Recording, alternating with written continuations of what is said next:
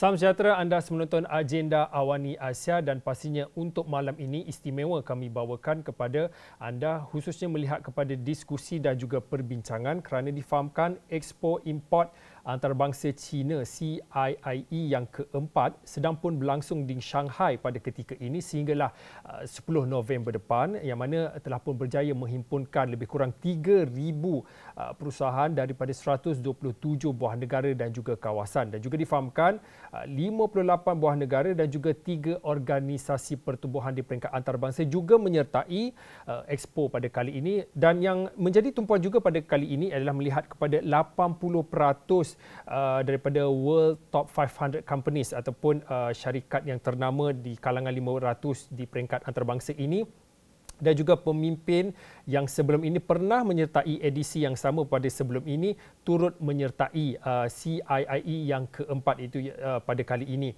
Dan pada waktu ini kita juga ingin melihat secara signifikannya penganjuran CIIE yang keempat dan mana kita melihat dan juga bercakap kepada fasa pemulihan ekonomi di peringkat global dan juga kita ingin melihat sejauh mana pentingnya perdagangan bebas dalam usaha dan juga ke arah rejuvenasi ekonomi di peringkat global. Jadi untuk waktu ini saya ingin bersama dengan Zhang Hong. Zhang Hong adalah rakan yang cukup setia bersama dengan agenda Awani Asia.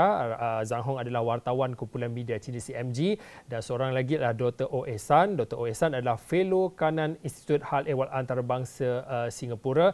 Dr. Oh, kalau boleh saya nak mulakan dengan Zhang Hong dahulu. Zhang Hong, kalau boleh pada waktu ini kita tahu ia masih lagi berlangsung CIIE keempat pada ketika di Shanghai, tapi mungkin boleh dikongsikan tumpuan utama sepanjang sehinggalah CIIE 4 ini sehinggalah pada 10 November ini. Apa yang boleh dikongsikan Zhang Hong pada ketika ini, perkembangan semasa dan apa yang menjadi tumpuan pada edisi kali ini? Ya, terima kasih. Sebenarnya saya rasa yang paling istimewa ialah kita CIIE diadakan dengan itu situasi iaitu pandemik. Dan kita tahu kalau kali ini kalau macam peserta untuk CIIE dari seberang laut, mereka perlu datang ke Shanghai 3 minggu lebih awal untuk kuarantin di sana dulu dan semua cek tak ada masalah baru boleh menyertai CIIE. Jadi saya rasa ini sebenarnya bukan satu syarat yang cukup longgar atau boleh dikatakan mesra dengan peserta, tapi ini diperlukan. Dan meskipun begitu masih menarik begitu banyak syarikat-syarikat atau usahawan dari seluruh dunia datang ke Shanghai. Saya rasa ini sudah membuktikan kalau CIIE ini diperlukan oleh dunia. Dan kerana ini merupakan satu expo yang satu-satunya boleh dikatakan di dunia ini yang khusus diadakan untuk menarik import dari luar negara ke satu negara. Dan saya pernah ada peluang melawat ke CIIE pada tahun 2018 iaitu CIIE pertama. Dan pada masa itu saya menggunakan 4 hari hanya sempat berjalan-jalan ke setiap harian saja. Hanya tengok-tengok saja, tak ada peluang untuk ada perbincangan yang cukup mendalam dengan setiap peserta di sana. Tapi kali ini kita tengok meskipun menghadapi pandemik, kalau peserta sudah menjadi semakin banyak dan kalau luasan pameran pun juga menambah lagi. Dan ini sudah memperlihatkan begitu aktif para peserta dari seluruh negara untuk menyertai CIIE.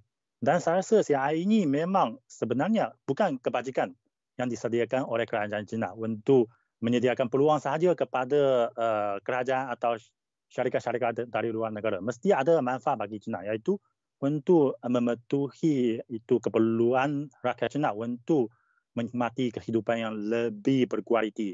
Macam kalau dulu di pasaran China kita sudah banyak lihat macam durian dari Thailand, tapi sekarang kita mau mencuba durian dari Malaysia, macam Musang King, Sudan King yang lebih kualiti. Jadi CIIE ini akan menyediakan peluang macam inilah. Itu membawa lebih banyak produk yang lebih kualiti, tapi dulu tidak mendapat peluang untuk memasuki pasaran China. Dan kita lihat kali ini sebenarnya juga ada banyak syarikat-syarikat dari Malaysia. Malaysia boleh dikatakan sejak tahun 2018 selalu secara aktif menyertai CIIE ini.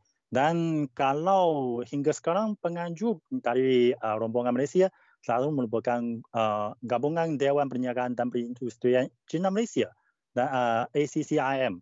Jadi saya rasa ini mengapa ketika saya melawat ke sana, saya tengok banyak peserta dari Malaysia adalah syarikat-syarikat dari kaum Cina Malaysia. Jadi saya rasa sebenarnya ini patut menjadi satu platform menyediakan peluang kepada lebih ramai orang, khususnya macam syarikat-syarikat atau usahawan dari kaum Melayu di Malaysia juga. Dr. O.S. San, daripada apa yang dikongsikan oleh Zhang Hong sebentar tadi, ini sudah tentu persidangan ataupun Expo CIIE yang keempat ini melihat kepada bagaimana untuk China sendiri, bagaimana ia memberi manfaat sendiri khususnya untuk rakyatnya.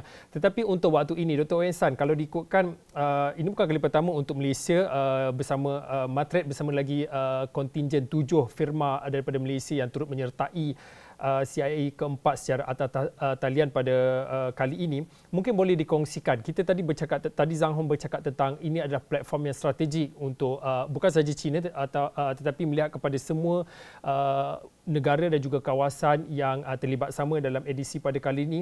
Mungkin boleh dikongsikan pada waktu ini manfaat daripada penyertaan Malaysia secara khususnya melihat kepada platform strategik seperti Expo CIIE yang keempat ini. Saya difahamkan bahawa kontingen Malaysia ini diterajui oleh Matret ataupun agensi promosi perniagaan Malaysia dan juga import dan ekspor Malaysia, dan syarikat-syarikat Malaysia yang berbilangan 7 atau 8 ini bukan sahaja mereka ada mempresentasikan umpamanya durian dan musang king dan sebagainya, dan tetapi juga produk-produk teknologi tinggi Malaysia. Umpamanya saya difahamkan bahawa ada syarikat-syarikat Malaysia yang mengendalikan umpamanya semikonduktor, umpamanya apa yang dipanggil tube-tube darah yang memang sangat berkesan untuk memerangi pandemik yang sangat serius ini, dan juga syarikat-syarikat yang mereka mempresentasikan alat-alat otomatik dan sebagainya. Semua ini jika mereka boleh mencari pasaran yang memang sangat luas di negara China, jadi perniagaan mereka pula akan berkembang. Sekarang akibat pandemik yang sangat serius ini, kemerosotan dan kemerosotan ekonomi bukan sahaja di Malaysia tetapi di negara-negara serantau memangnya sangat serius. Jadi jika syarikat-syarikat Malaysia dan juga daripada Asia Tenggara ini, mereka dapat mencari pasaran-pasaran yang lebih lumayan, yang lebih besar, lebih luas di negara China yang memang mempunyai penduduk yang melebihi 1, kalau saya ingat 7 bilion. Jadi jika mereka dapat bukan merampas tetapi mendapat pasaran tersebut, jadi ekonomi-ekonomi negara-negara di Asia Tenggara khususnya Malaysia dapat memulih dengan begitu cepat.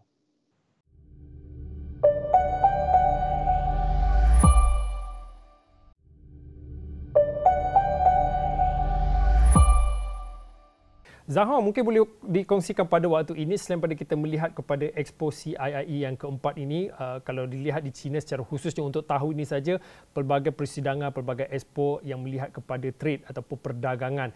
Kalau yang baru-baru ini pernah dikongsikan sendiri oleh Zhang Hong melihat kepada kejayaan penganjuran Canton Fair, iaitu world largest trade expo, iaitu expo perdagangan yang terbesar di dunia. Dan kali ini juga melihat kepada penganjuran CIIE, iaitu Expo Import Antarabangsa China yang terbesar juga kalau ikut skalanya di peringkat antarabangsa. Mungkin pada waktu ini mungkin boleh dikongsikan dan juga berkongsi cerita tentang bagaimana China ataupun pemerintah di sana memuktamadkan komitmen China secara khususnya dalam mana melihat kepada untuk terus membuka pasaran apabila melihat kepada perdagangan bebas khususnya di peringkat serantau, dan mana kita bercakap tentang ke arah fasa pemulihan ekonomi pada waktu ini.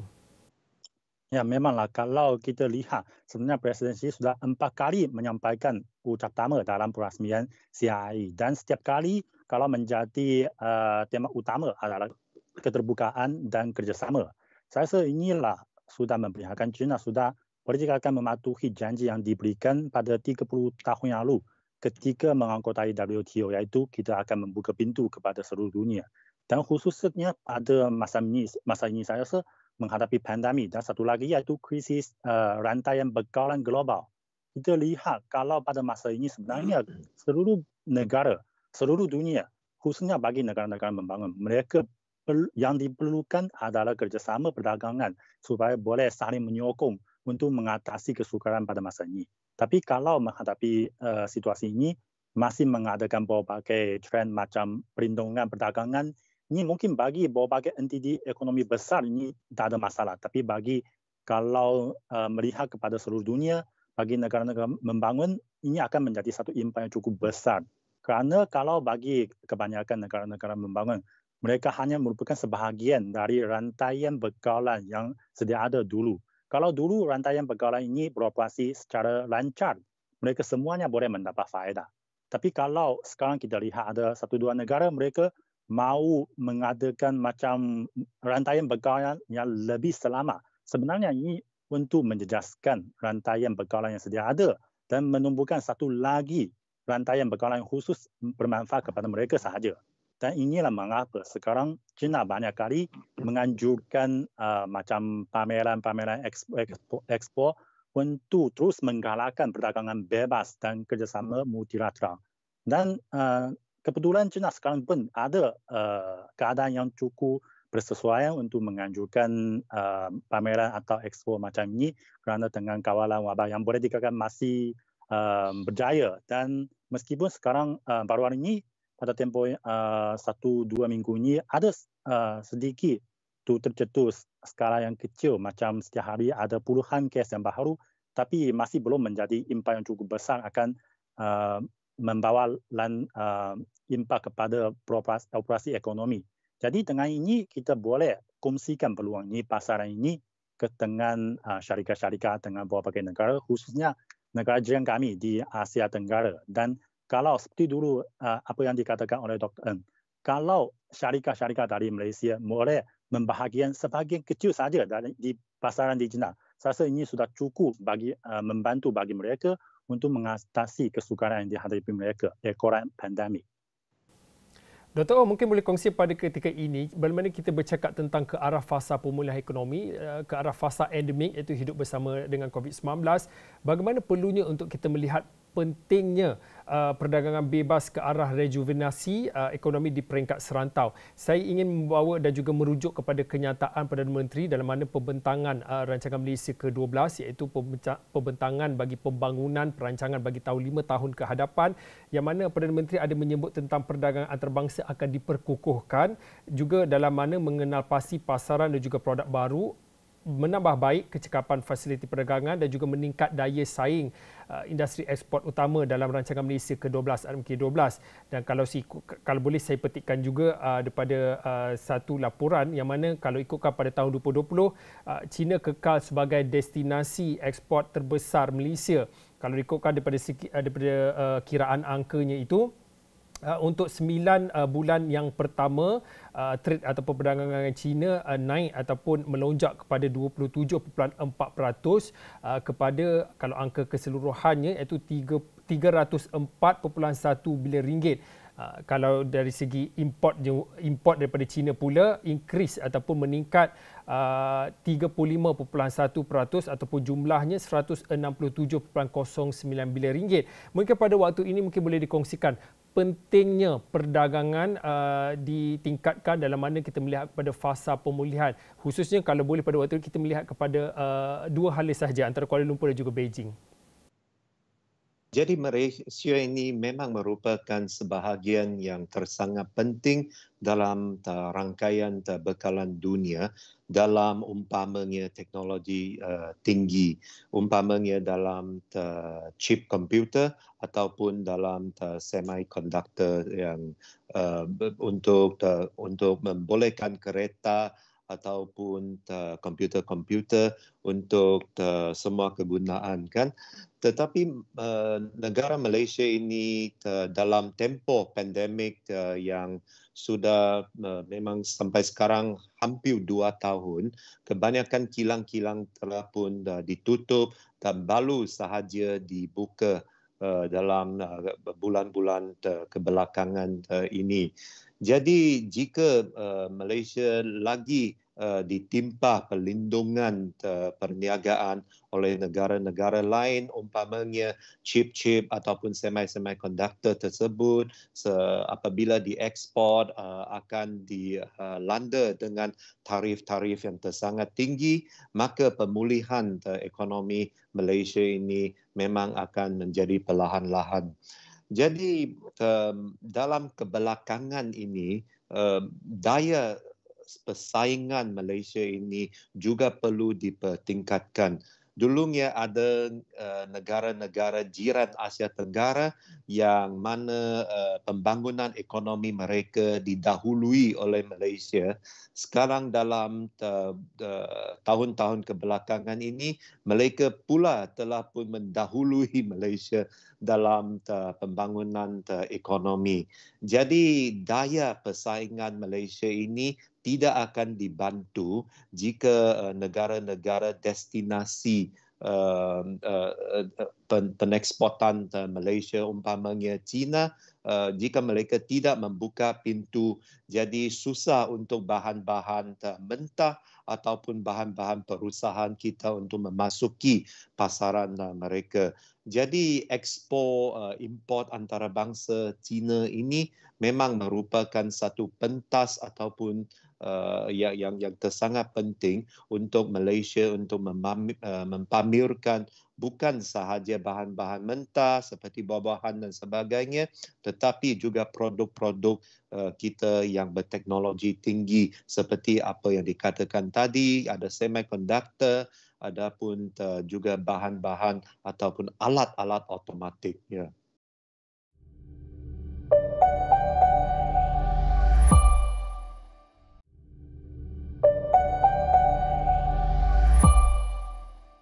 Zahor, mungkin pada waktu ini juga boleh kongsikan bagaimana China mengoptimumkan teknologi kaedah dan juga teknologi baru seperti e-dagang dan juga e-dagang di peringkat antarabangsa secara khususnya dan juga kaedah penerimaan langsung bagi mempromosi produk daripada China secara khususnya. Ya, kita lihat kalau macam di China juga, di Malaysia juga, menghadapi pandemik sebenarnya kalau e-dagang mendapat peluang untuk berkembang secara pesat kerana kita tak boleh keluar, duduk di rumah saja, memberi belah melalui internet, amat seronok. Tapi kalau sekarang di China yang berkembang yang lebih besar ialah memberi belah melalui siaran langsung. Iaitu ada seorang penjual, dia melalui siaran langsung mempromosikan berbagai produk dan kalau produk ini dia sudah mendapat potongan yang terbesar dari kilang. Jadi mungkin jumlahnya terhad, mungkin ada hanya 1,000 atau berapa ratus saja. Jadi dia akan memberi 1 minit untuk berbagai penjual untuk beli belah melalui platformnya dan ini sudah menjadi satu model yang terbaru dan bahkan sekarang sudah lebih popular berbanding dengan platform tradisional e-dagang di China punya macam Alibaba dan kerana kalau dulu kita macam ketika menghadapi pesta membeli belah 11 November ini yang baru datang ini kita perlu mencari-cari mana ada produk yang mendapat potongan yang terbesar. Tapi sekarang berbagai penjual mereka sudah siap produk-produk yang sudah terpilih dan paling mudah harganya. Jadi ini menarik lebih banyak penjual atau pembeli atau netizen dari platform e-dagang sekarang. Dan kali ini kita lihat sempena CIA diadakan. Sebenarnya kumpulan media China CMG kami sudah bekerjasama dengan satu penjual yang terbaik di China punya, Li Jiaqi, untuk mempromosikan berbagai produk dari Asia dan Afrika. Antaranya juga ada produk-produk dari Malaysia, macam kopi dari Malaysia. Dan kita nanti boleh cuba tengok dalam 1 minit boleh dijual berapa kopi dari Malaysia. Dan kita untuk rekod, saya boleh beri satu data. Iaitu pada 1 November lalu, semalam jualan dari penjual di Jiaqi ini mencatat kira-kira 7 bilion ringgit semalam saja. Dan saya rasa ini sudah cukup hebat. Dan nanti kalau dengan adanya CRI, dengan adanya platform yang disediakan oleh CMG bersama-sama penjual terhebat di China ini, kita boleh bayangkan nanti produk-produk dari Asia juga, dari Afrika juga akan mendapat sambutan yang cukup hangat dari para pengguna di China. Dr. Ohsan, kalau melihat pada perkongsian dan bagaimana penting dan juga manfaat yang dapat diperoleh daripada expo ataupun persidangan seperti CIIE keempat ini, iaitu Expo Import Antarabangsa Cina ini, mungkin pada waktu ini mungkin boleh dikongsikan tentang kita bercakap tentang rejuvenasi ekonomi di peringkat serantau dan juga peringkat global ini, dan juga kita bercakap tentang perdagangan bebas.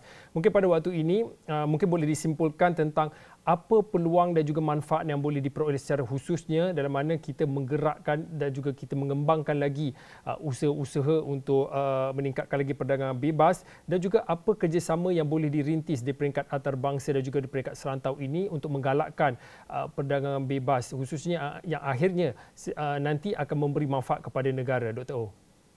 Memangnya kita ada satu inisiatif perdagangan bebas yang baru, iaitu apa yang dipanggil RCEP ataupun Regional Comprehensive Economic Partnership, yang akan mempersembahkan perniagaan bebas kepada semua 15 negara-negara anggotanya, termasuk China dan juga Singapura dan Malaysia.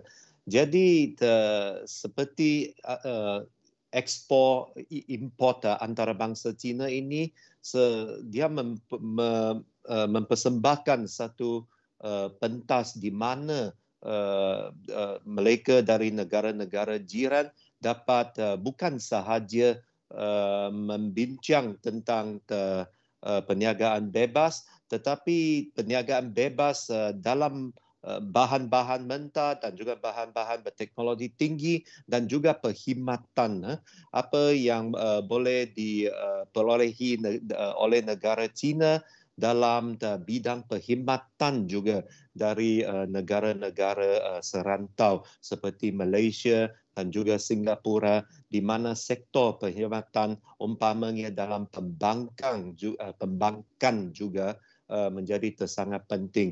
Jadi kita melihat pentas ini menjadi satu pentas tahunan di mana negara-negara jiran China, umpamanya negara-negara dari Asia Tenggara, dapat mempersembahkan bahan-bahan mentah, bahan-bahan teknologi tinggi dan juga perkhidmatan mereka untuk dibeli oleh penduduk-penduduk Cina untuk dapat menguasai pasaran Cina yang memang sangat besar ini. Okay, baik, terima kasih kepada Dr. Ohsan. Dr. Ohsan adalah fellow kanan Institut Hal Ehwal Antarabangsa Singapura, dan juga sebentar tadi kita bersama dengan Zhang Hong. Zhang Hong adalah wartawan daripada Kumpulan Media Cina CMG, yang mana berkongsi perkembangan dan juga pandangan masing-masing khususnya melihat kepada penganjuran yang sedang pun berlangsung pada ketika ini, iaitu Expo Import Antarabangsa Cina CIIE yang keempat, edisi yang keempat, yang sedang pun berlangsung di Shanghai sehinggalah 10 November, dan juga dikongsikan dan juga dalam diskusi ini juga sebentar tadi kita melihat kepada secara keseluruhannya pentingnya perdagangan bebas disemarakkan ataupun digalakkan lagi, dan mana melihat kepada rejuvenasi ekonomi di peringkat global dalam fasa pemulihan ekonomi pada ketika ini. Baik, sekiranya itu saja untuk waktu ini agenda Awani Asia. Saya Fauzin, kita jumpa lagi.